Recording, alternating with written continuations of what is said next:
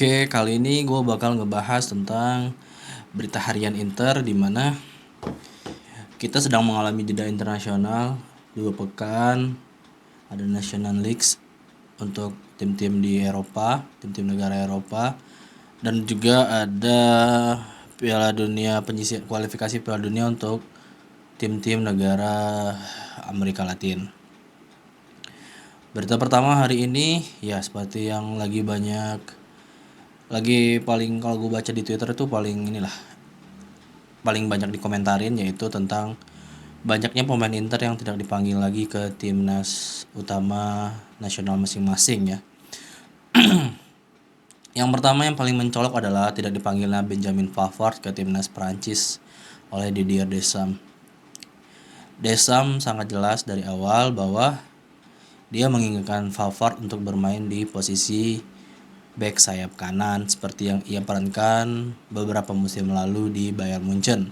Namun sayangnya posisi tersebut tidak membuat Pavard nyaman ternyata selama ini. Pavard itu sekarang udah pengen jadi bek tengah. Alasan ini juga yang mencondongkannya untuk memaksanya berpindah ke Inter.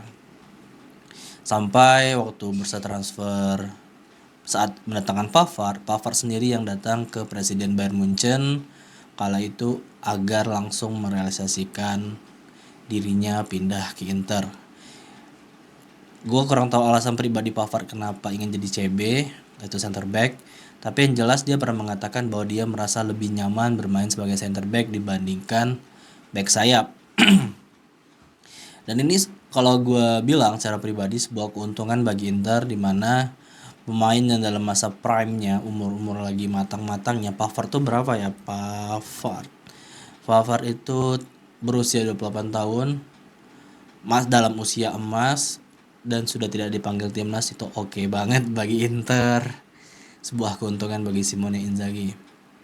Perlu diketahui juga Pavard bersama tim nasional Prancis itu udah menangin Piala Dunia dan Euro kan. Jadi buat apa lagi Pavard ngebela Prancis, kecuali dia masih pengen kayak torehan-torehan pribadi lah.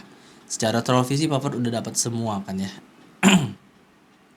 Kemudian ada juga dari beberapa pemain Inter di timnas Italia yang sebelumnya mungkin ada 6 atau 7 pemain yang dipanggil untuk timnas Italia. Sekarang Luciano Spalletti tidak memanggil Francesco Acerbi dan Matteo Darmian. Alasannya mengapa? Spalletti mengatakan dalam konferensi persnya bahwa dia menginginkan pemain yang lebih muda, terus memberikan pengalaman kepada mereka, dan dia tahu bahwa pemain-pemain muda ini berharap untuk dipanggil. Spalletti sendiri mengkonfirmasi bahwa kalau dia mendatangkan Acerbi dan Darmian, memanggil Acerbi dan Darmian, jelas performa mereka akan menjamin timnas Italia, tetapi dia ingin meregenerasi kemungkinan besar timnas Italia dengan pemain-pemain muda. Oleh karena itu Acerbi dan Darmian sudah tidak dipanggil lagi ke depannya. Sementara Nicolo Barella itu baru selesai operasi hidung kemarin karena dia ada gangguan pernapasan yaitu sinusitis, dan sudah dioperasi, sudah clear. Sepekan ini dia akan berlatih secara sendiri di gym, kemudian pekan depan akan berlatih bersama kelompok. Kabar lainnya dari Alessandro Bastoni, Spalletti sendiri mengatakan bahwa dia pesimis melihat Bastoni untuk bisa tampil di National Leagues melawan Perancis dan Israel kalau nggak salah. Oleh karena itu kemungkinan besar Bastoni akan kembali ke Appiano untuk memulihkan cederanya. Hal yang sama juga berlaku pada Hakan Çalhanoğlu yang cedera saat di tengah-tengah permainan kontra Atalanta kemarin. Pemain yang tidak dipanggil lagi ke timnas ya itu aja. Kemudian ada Yann Sommer yang udah pensiun dari timnas Swiss ya.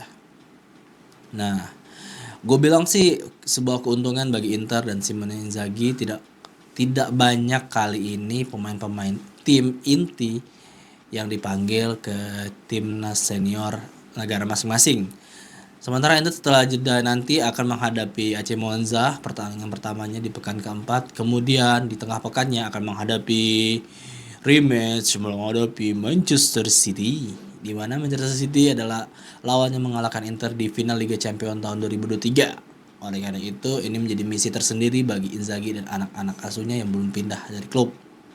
Kemudian kita akan menghadapi derby. Oleh karena itu, banyaknya pemain yang tidak dipanggil ke timnas senior, lagi-lagi gue bilang sangat menguntungkan Inter. Tapi Inzaghi harus pintar mengolah tim. Kemudian untuk membahas tadi kan bahas cedera, ada cederanya Barella, cederanya Hakan, cederanya Barella bukan cedera ya. Barella operasi, Hakan Bastoni cedera. Kemudian ada juga Buchanan.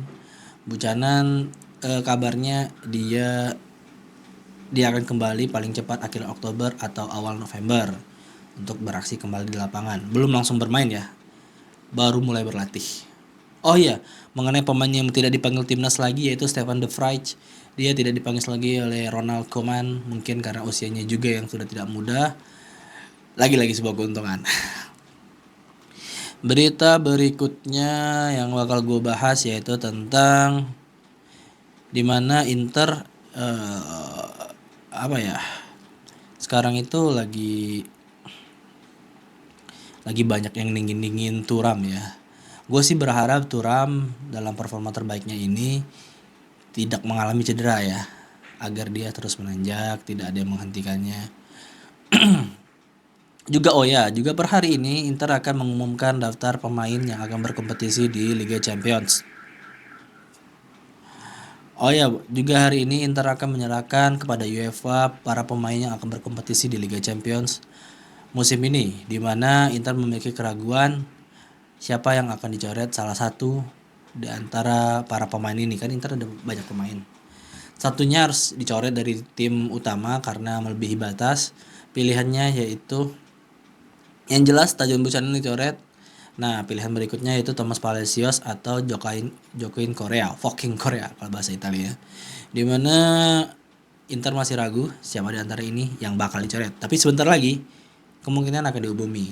Ini jam 9 gue tag 3 September 2024. Setelah gue tag ini gue edit, kemungkinan langsung ada yang bakal diumumi. Dan kita tahu. Tapi kalau menurut FC Inter News, yang bakal dicoret adalah Thomas Palacios karena dia ingin pengalaman di Eropa, sementara Joaquin Correa lebih berpengalaman bermain di Eropa. Tentu mentalitasnya berbeda. Kemungkinan ya itu aja berita hari ini yang lagi heboh-hebohnya. Selain itu yang paling banyak hari ini itu wawancara tentang membahas Inter lah, 1-2 orang seperti Capello, Sacchi, Trevisani, banyak pandit-pandit yang mengomentari tentang Inter, terutama lagi meninggikan Marcus Thuram. Gue angkat balik lagi, Marcus Thuram lagi ditinggikan karena dia sekarang lebih lebih efektif ya 3 pertandingan terakhir ini. Tidak seperti sebelumnya, musim lalu dia memang banyak mencetak gol 13, tetapi banyak peluang-peluang yang dia tidak berhasil selesaikan. Sementara musim ini tuh peluang-peluang yang tampaknya sedikit atau peluangnya sangat tipis untuk mencetak gol, dia berhasil melakukannya.